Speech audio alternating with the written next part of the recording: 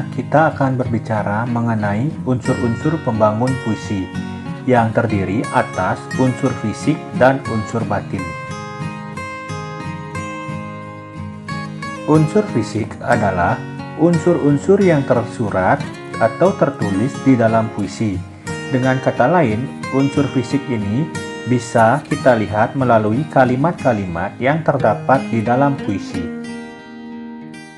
Unsur fisik diantaranya majas, kata-kata konotasi, kata berlambang, dan pengimajinasian. Sedangkan unsur batin merupakan unsur-unsur yang tersirat atau tidak tertulis dalam puisi, namun memiliki peran yang sangat penting sama seperti unsur fisik. Unsur batin diantaranya irama atau musikalitas, tema atau gagasan pokok. Misalnya dalam puisi Doa karya Chairil Anwar, tema yang diangkat adalah mengenai ketuhanan atau kerinduan seseorang terhadap Tuhan.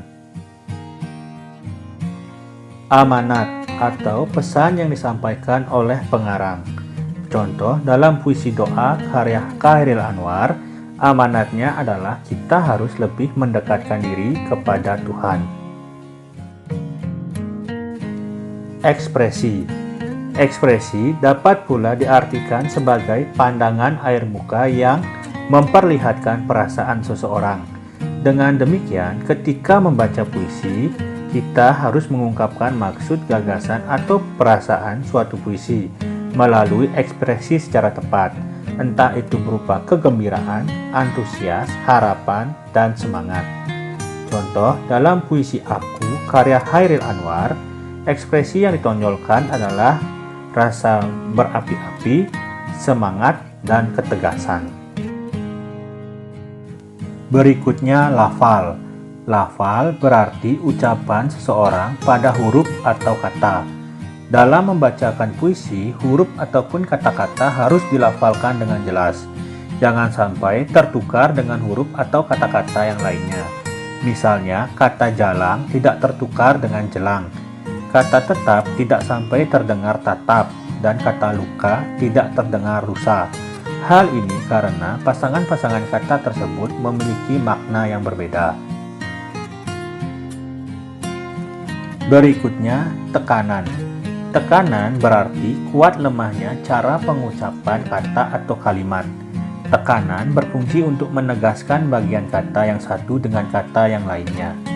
Contoh, dalam puisi Aku karya Chairil Anwar, kata yang ditekankan adalah aku ini binatang jalang. Kata tersebut perlu mendapatkan penekanan yang kuat agar maksud dari kata-kata tersebut lebih jelas. Kata-kata itu pun lebih memperoleh penegasan daripada kata yang lainnya.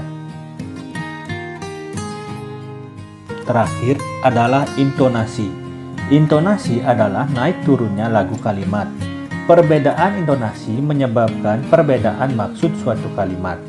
Terdapat bermacam-macam intonasi, yakni intonasi berita, tanya, perintah, dan seru. Misalnya, saya membaca puisi.